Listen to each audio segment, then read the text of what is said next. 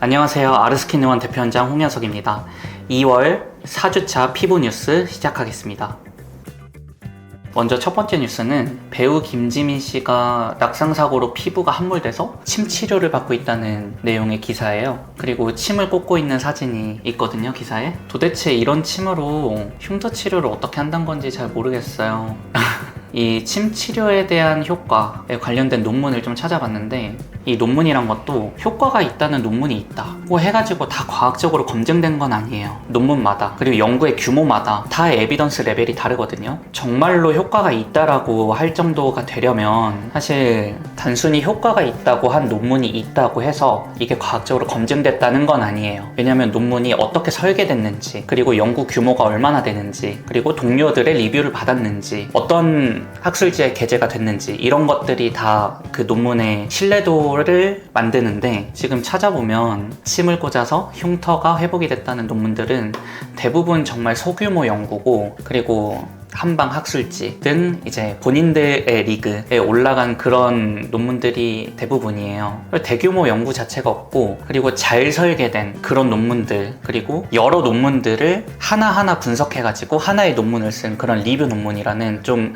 신뢰도가 있는 그런 큰 연구는 전혀 없거든요. 흉터 치료는 왕도가 없어요. 흉터 치료는 단순히 살이 파인 게 아니고, 흉터는 파여있는 아랫부분, 그 피부 단면을 보면은 조직이 섬유화가 되어 있고 밑에서 좀 잡아당기는 그런 구조로 되어 있고, 흉터 치료의 원리 자체는 어떤 기계를 쓰든 어떤 테크닉을 쓰든 그 안쪽에 잡아당기고 있는 그 조직을 끊어주고 새살이 돋게 만들어주는 그런 방법 외에는 흉터가 차오르게 하는 방법은 없어요. 그래서 방금 제가 말씀드린 그 방법들이 서브시전이라든지 아니면 마이크로 니들링이라든지 이런 식으로 끊어주고 상처 주고 이런 것밖에 없는데, 이렇게 한의원에서 침을 꽂고 계신 걸 보면 아마 혈액순환을 좀 촉진해서 아주 약간의 영향은 줄 수 있겠지만, 흉터 치료, 침 치료를 이제 비싼 가격을 받는다면은 절대 하지 않는 걸 추천을 드려요. 어쨌든 침이 효과가 없다고 단정할 수도 없지만 효과가 증명되진 않았으니까요. 웬만하면 피부과에서 치료를 받으시는 걸 추천을 드리겠습니다.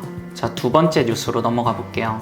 최근에 미용시술 중에 수면 마취를 하다가 환자가 사망하는 사건이 있어서 그 의사가 검찰에 송치됐다는 그런 내용의 기사가 오늘 떴는데, 상황 설명을 드리자면 아마 작년 하반기쯤에 수원에서 수면 마취를 받던 환자가 사망했다는 기사가 떴었거든요. 그게 지금 송치가 된 것 같아요, 조사가 끝나고. 근데 지금 내용을 보면은 프로포폴 투약한 수치나 이런 진료 기록까지 조작했다고 내용이 나오는데, 아마 본인을 방어하기 위해서 이렇게 하셨겠죠. 수면 마취는 위내시경, 대장내시경 할 때도 정말 보편적으로 사용되는 시술이고, 그리고 피부과 시술을 할 때 통증이 좀 심한 거, 스킨 부스터나 울세라, 써마지처럼 아프다고 알려져 있는 것들을 통증에 좀 민감하신 분들이 통증을 피하기 위해서 사용하는 정말 보편적인 마취 방법 중에 하나예요. 하지만 약물이 너무 과다하게 들어가서 너무 깊은 잠에 빠져버리게 되면 호흡억제 같은 치명적인 부작용이 생길 수가 있는데요. 사실 가이드라인을 지키고 응급처치를 준비를 해놓는다면 이렇게 사망사고까지 갈 일은 거의 없다고 보셔도 돼요. 그래서 같은 의료인으로서 이렇게 수면마취 사망사고가 났다는 기사를 볼 때마다 참 마음이 좋지 않은데요.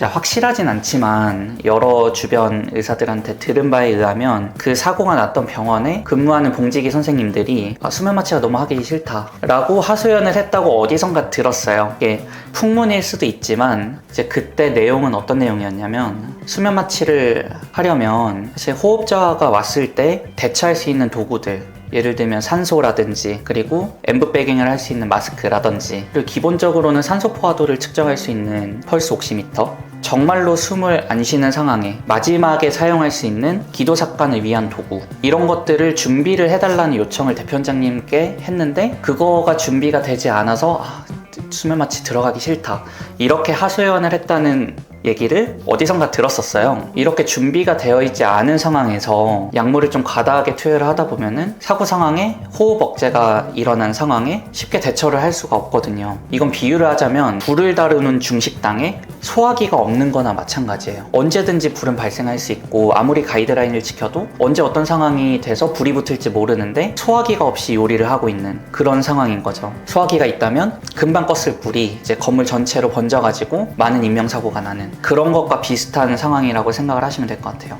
사실 이거는 풍문이어서 실제로 얼마나 준비가 되어 있었는지는 모르겠지만, 그런 응급 상황에 대처할 도구들이 있었다면은 이렇게 사고가 나지 않았을 거라고 생각을 해요. 저희는 수면 마취 중에 발생할 수 있는 그런 응급 상황들에 대한 대처를 할 수 있는 도구들 그리고 전문 인력들이 준비가 되어 있으니까요. 수면 마취 걱정 없이 받고 싶다면 저희 병원으로 오시면 됩니다. 그리고 세 번째 뉴스. 요새 카페인 들어간 화장품들이 좀 많이 나오고 있는 것 같아요. 광고를 좀 많이 때리는 것 같은데 유명 브랜드에서도 피부에 바르는 카페인 이런 기사가 뜨네요. 뭐 안색을 밝혀준다, 다크서클 없애준다 이런 식으로 광고를 하는데 의사인 제가 보기에는 어떨까요? 오늘 이 실체를 짧고 굵게 파헤쳐 드릴게요. 먼저 근거가 아예 없는 소리는 아니고 카페인이 혈관 수축제 역할을 하니까 눈 밑이 부었을 때 카페인을 바르게 되면은 카페인을 피부 안쪽으로 흡수를 시키게 되면 혈관이 수축을 하고 그럼 붓기가 조금 가라앉을 수는 있는데 문제는 이거예요. 문제는 이 카페인이 수용성이기 때문에 피하층으로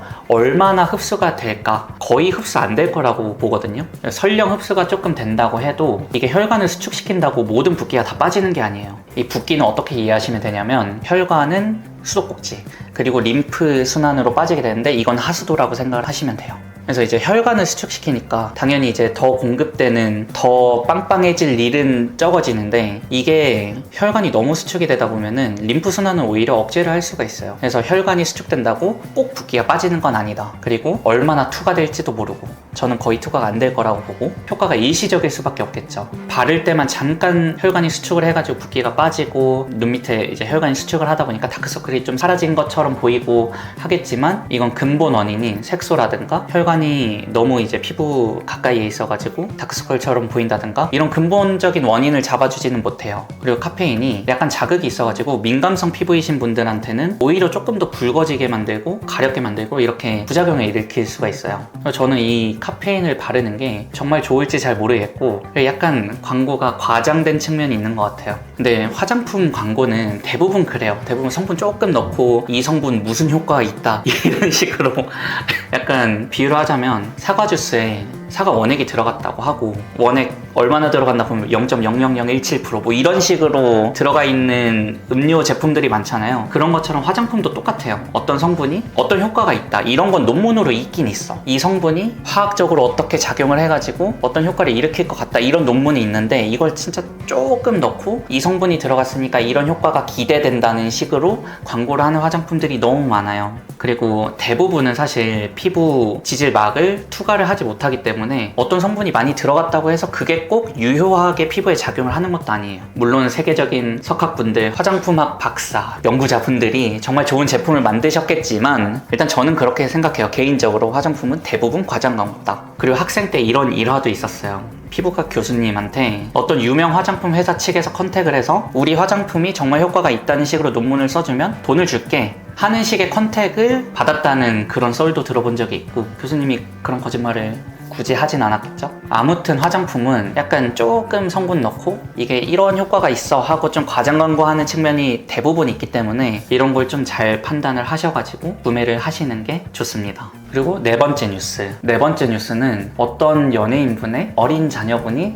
침독이 올라가지고 고생한다 이런 연예 뉴스인데 이 침독이란 거는 의학적 진단명은 아니지만 실생활에서 정말 흔하게 발생하는 접촉성 피부염이에요. 애기들이나 이제 노인분들은 침이 막 흘러도 흐른 줄도 잘 모르고 그리고 침이 안 흐르게 하는 그 기능이 조금 떨어지다 보니까 입 주변에 침이 좀 항상 많이 묻어 있게 되거든요. 그래서 침이 흐를 때는 좀 침이 묻었다가 마르고 다시 묻었다가 마르고 하는 과정을 반복하면서 입 주변이 건조해지기도 하고 그리고 침에는 여러 성분들이 있어요. 많이들 아시는 것처럼 아밀라제라는 소화효소도 들어있고 여러 가지 성분들이 있는데 이것들이 이제 자꾸 닿았다 날라갔다 닿았다 날라갔다 하면서 접촉성 피부염을 일으켜요. 이거를 침독이라고 부르고 이렇게 침이 자꾸 흐르게 되면은 보호자분들께서 뭔가를 이제 자꾸 닦아주려고 하는데 거기서도 이제 마찰도 일어나고 그 물티슈로 닦는 경우도 있고 하다 보면서 이제 연약한 애기들의 피부가 염증이 생기게 되는 거거든요. 주요 증상으로는 입 주변에 이제 튼 것처럼 각질 올라오기도 하고 붉게 번지면서 애들이 자꾸 긁게 되기도 하고 이제 가렵다 보니까 애들이 자꾸 손으로 긁어요.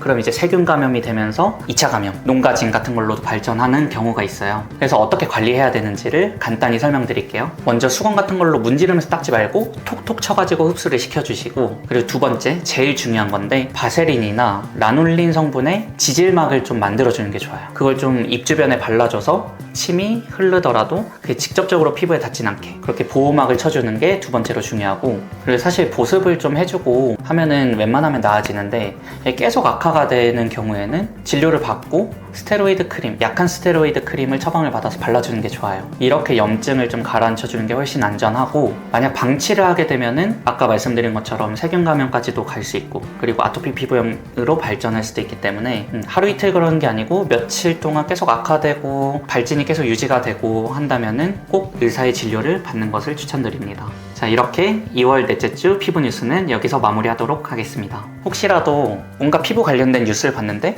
이거 좀 의사의 관점에서 어떻게 생각하는지 궁금하다 하시는 거는 댓글로 링크를 주시거나 주제를 던져주시면 다음에 피부 뉴스 다룰 때 고려해 보도록 하겠습니다. 피부를 예술로, 아르스킨.